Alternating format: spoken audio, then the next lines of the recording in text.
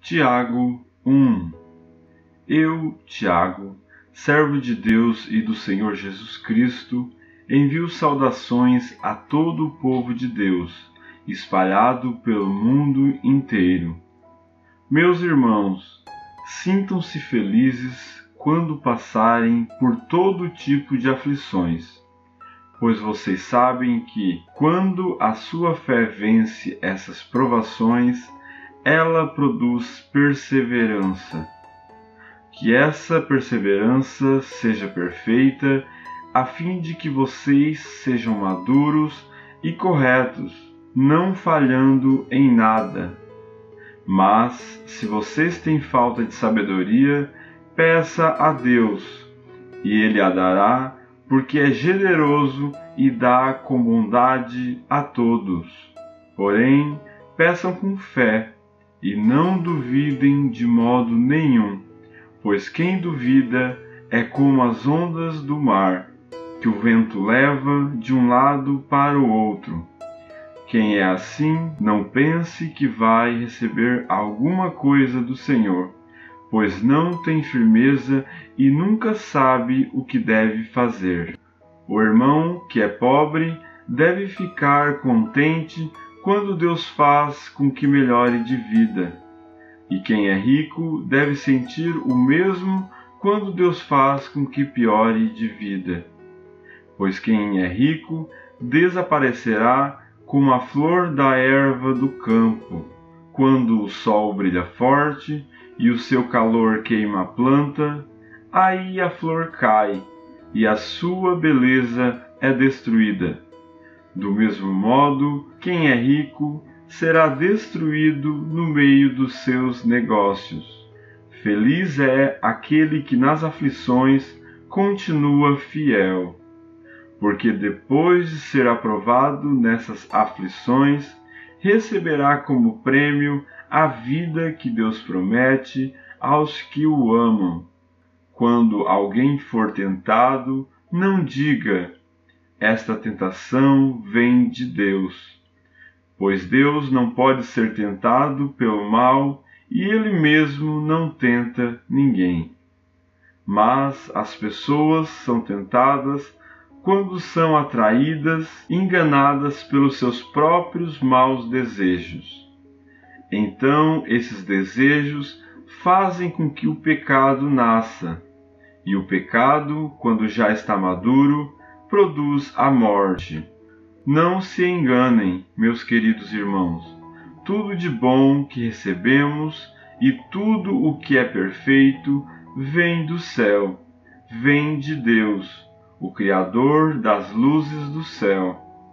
Ele não muda nem varia de posição, o que causaria a escuridão. Pela sua própria vontade, Ele fez com que nós nascêssemos, por meio da palavra da verdade, a fim de ocuparmos o primeiro lugar entre todas as criaturas. Lembrem disto, meus queridos irmãos. Cada um esteja pronto para ouvir, mas demore para falar e ficar com raiva, porque a raiva humana não produz o que Deus aprova. Portanto, deixem todo costume imoral e toda má conduta. Aceitem com humildade a mensagem que Deus planta no coração de vocês, a qual pode salvá-los. Não se enganem, não sejam apenas ouvintes dessa mensagem, mas a ponham em prática, porque aquele que ouve a mensagem e não a põe em prática é como uma pessoa que olha no espelho e vê como é. Dá uma boa olhada, depois vai embora e logo esquece a sua aparência. O Evangelho é a lei perfeita que dá liberdade às pessoas. Se alguém examina bem essa lei e não a esquece, mas a põe em prática, Deus vai abençoar tudo que essa pessoa fizer.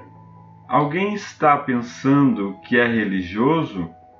Se não souber controlar a língua, a sua religião não vale nada, e ele está enganando a si mesmo. Para Deus, o Pai, a religião pura e verdadeira é esta: ajudar os órfãos e as viúvas nas suas aflições, e não se manchar com as coisas más deste mundo. Tiago 2.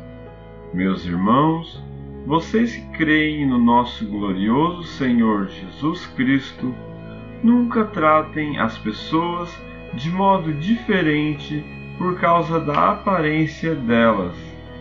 Por exemplo, entra na reunião de vocês um homem com anéis de ouro e bem vestido, e entra também outro, pobre e vestindo roupas velhas. Digamos que vocês tratam melhor o que está bem vestido e dizem: este é o melhor lugar, sente-se aqui.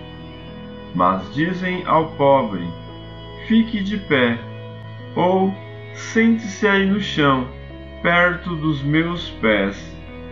Nesse caso, vocês estão fazendo diferença entre vocês mesmos e estão se baseando em maus motivos para julgar o valor dos outros. Escutem, meus queridos irmãos. Deus escolheu os pobres desse mundo para serem ricos na fé e para possuírem o reino que Ele prometeu aos que o amam. No entanto, vocês desprezam os pobres. Por acaso, não são os ricos que exploram vocês e os arrastam para serem julgados nos tribunais? São eles que falam mal do bom nome que Deus deu a vocês. Se vocês obedecerem à lei do reino, estarão fazendo o que devem, pois nas Escrituras Sagradas está escrito: ame os outros como você ama a você mesmo. Mas, se vocês tratam as pessoas pela aparência, estão pecando, e a lei os condena como culpados. Porque quem quebra um só mandamento da lei é culpado de quebrar todos. Pois o mesmo que disse: não cometa adultério, também disse: não mate. Mesmo que você não cometa adultério, será culpado de quebrar a lei se matar. Falem e vivam como pessoas que serão julgadas pela lei que nos dá a liberdade. Quando Deus julgar, não terá misericórdia das pessoas que não tiveram misericórdia dos outros. Mas as pessoas que tiveram misericórdia dos outros não serão condenados no dia do juízo final. Meus irmãos, que adianta alguém dizer que tem fé se ela não vier acompanhada de ações? Será que essa fé pode salvá-lo? Por exemplo, pode haver irmãos ou irmãs que precisam de roupa e que não têm nada para comer. Se vocês não lhe dão o que eles precisam para viver, não adianta nada dizer: que Deus os abençoe. Vistam agasalhos e comam bem. Portanto, a fé é assim. Se não vier acompanhada de ações, é coisa morta. Mas alguém poderá dizer: você tem fé e eu tenho ações. E eu respondo: então me mostre como é possível ter fé sem que ela seja acompanhada de ações. Eu vou lhe mostrar a minha fé por meio das minhas ações. Você crê que há somente um Deus? Ótimo! Os demônios também creem e tremem de medo. Seu tolo, vou provar-lhe que a fé sem ações não vale nada. como é que o nosso antepassado Abraão foi aceito por Deus?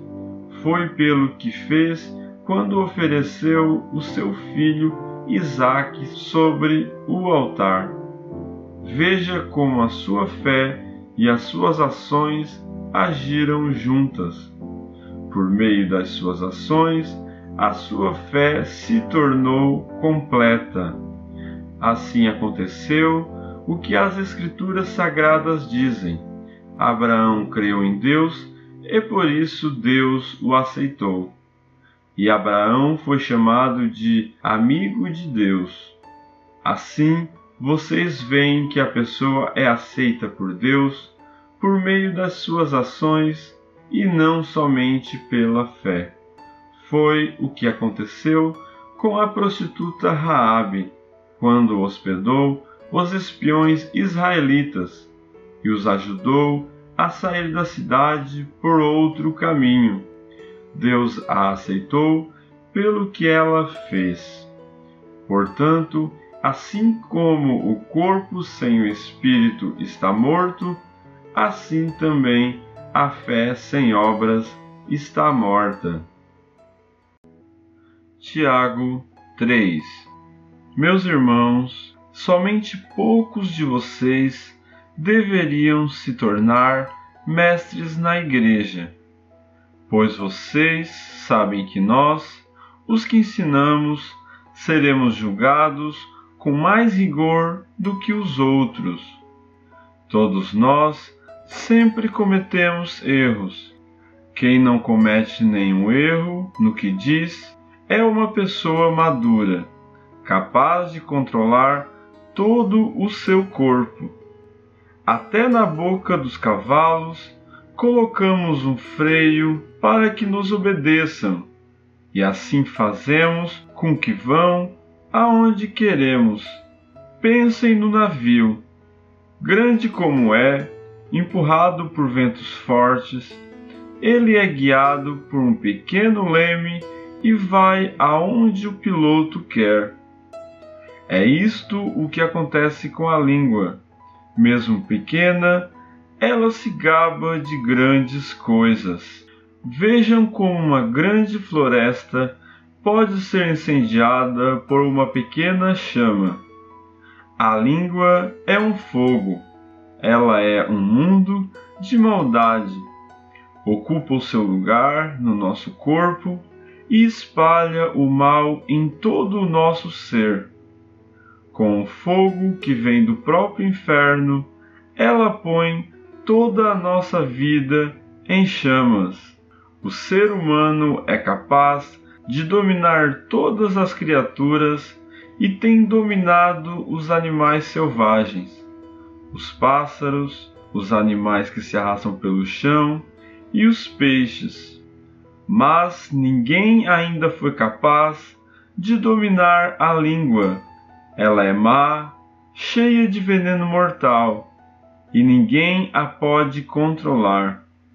Usamos a língua tanto para agradecer ao Senhor e Pai, como para amaldiçoar as pessoas que foram criadas parecidas com Deus. Da mesma boca saem palavras, tanto de agradecimento como de maldição.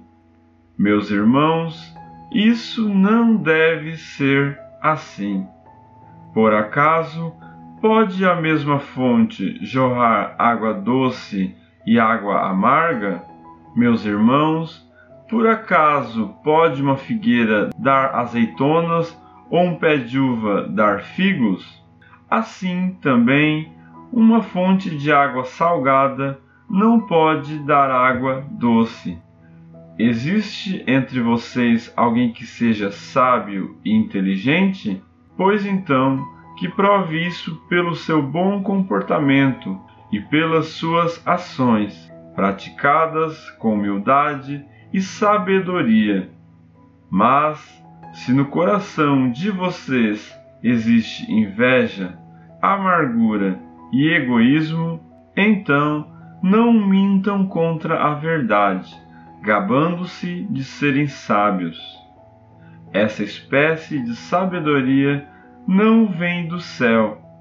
Ela é deste mundo, é da nossa natureza humana e é diabólica, pois onde há inveja e egoísmo, há também confusão e todo tipo de coisas más. A sabedoria que vem do céu é, antes de tudo, pura e é também pacífica, bondosa e amigável. Ela é cheia de misericórdia, produz uma colheita de boas ações, não trata os outros pela sua aparência e é livre de fingimento, pois a bondade é a colheita produzida pelas sementes que foram plantadas pelos que trabalham em favor da paz. Tiago 4. De onde vêm as lutas e as brigas entre vocês? Elas vêm dos maus desejos que estão sempre lutando dentro de vocês. Vocês querem muitas coisas, mas, como não podem tê-las, estão prontos até para matar a fim de consegui-las. Vocês as desejam ardentemente, mas, como não conseguem possuí-las, brigam e lutam. Não conseguem o que querem porque não pedem a Deus. E quando pedem, não recebem porque os seus motivos são maus. Vocês pedem coisas a fim de usá-las para os seus próprios prazeres. Gente infiel, será que vocês não sabem que ser amigo do mundo é ser inimigo de Deus? Quem quiser ser amigo do mundo se torna inimigo de Deus. Não pensem que não quer dizer nada esta mensagem das Escrituras Sagradas. O Espírito que Deus pôs em nós está cheio de desejos violentos. Porém, a bondade que Deus mostra é ainda mais forte, pois as Escrituras Sagradas dizem: Deus é contra os orgulhosos, mas é bondoso com os humildes. Portanto, obedeçam a Deus e enfrentem o diabo, que ele fugirá de vocês. Cheguem perto de Deus, e ele chegará perto de vocês. Lavem as mãos, pecadores. Limpem o coração, hipócritas. Fiquem tristes, gritem e chorem. Mudem as suas risadas em choro e a sua alegria em tristeza. Humilhem-se diante do Senhor, e Ele os colocará numa posição de honra. Meus irmãos, não falem mal um dos outros. Quem fala mal do seu irmão em Cristo ou o julga, está falando mal da lei e julgando-a, pois, se você julga a lei, então já não é uma pessoa que obedece à lei, mas é alguém que a julga. Deus é o único que faz as leis e o único juiz. Só Ele pode salvar ou destruir. Quem você pensa que é para julgar os outros? Agora escutem, vocês que dizem: hoje ou amanhã iremos a tal cidade e ali ficaremos um ano fazendo negócios e ganhando muito dinheiro. Vocês não sabem como será a sua vida amanhã, pois vocês são como uma neblina passageira, que aparece por algum tempo e logo depois desaparece. O que vocês deveriam dizer é isto: se Deus quiser, estaremos vivos e faremos isto ou aquilo. Porém, vocês são orgulhosos e vivem se gabando.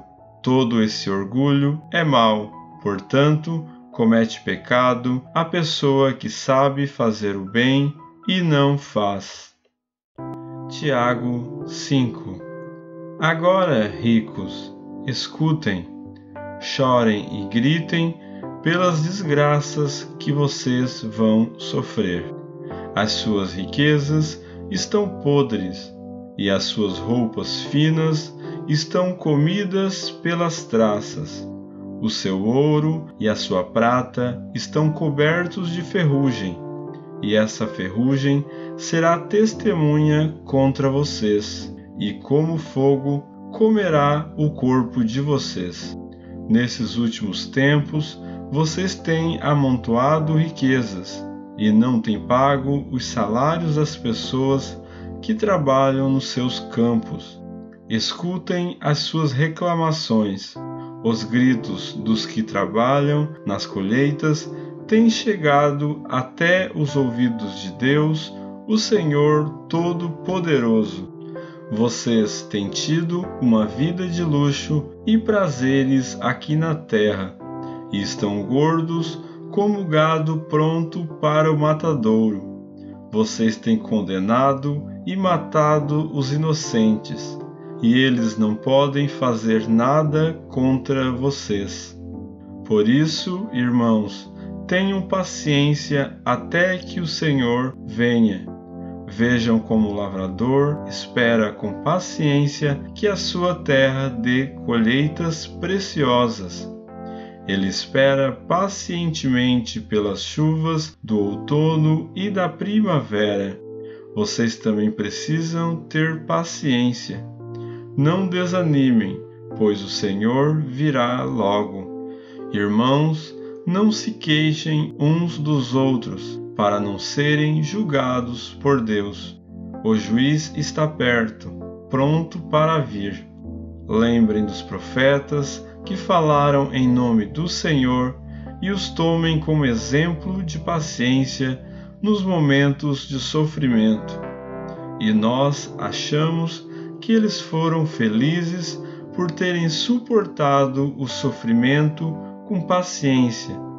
Vocês têm ouvido a respeito da paciência de Jó e sabem como no final Deus o abençoou, porque o Senhor é cheio de bondade e de misericórdia. Acima de tudo, meus irmãos, quando vocês prometerem alguma coisa, não jurem pelo céu, nem pela terra, nem por nada mais.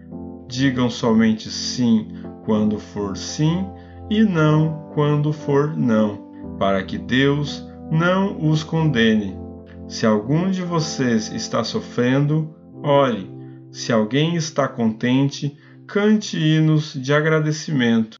Se algum de vocês estiver doente, que chame os presbíteros da igreja, para que façam oração e ponham azeite na cabeça dessa pessoa em nome do Senhor. Essa oração, feita com fé, salvará a pessoa doente. O Senhor lhe dará saúde e perdoará os pecados que tiver cometido. Portanto, confessem os seus pecados uns aos outros e façam oração uns pelos outros, para que vocês sejam curados. A oração de uma pessoa obediente a Deus tem muito poder. O profeta Elias era um ser humano como nós. Ele orou com fervor para que não chovesse, e durante 3 anos e meio não choveu sobre a terra. Depois orou outra vez, e então choveu, e a terra deu a sua colheita. Meus irmãos, se algum de vocês se desviar da verdade e outro o fizer voltar para o bom caminho, lembrem disto: quem fizer um pecador voltar do seu mau caminho, salvará da morte esse pecador e fará com que muitos pecados sejam perdoados.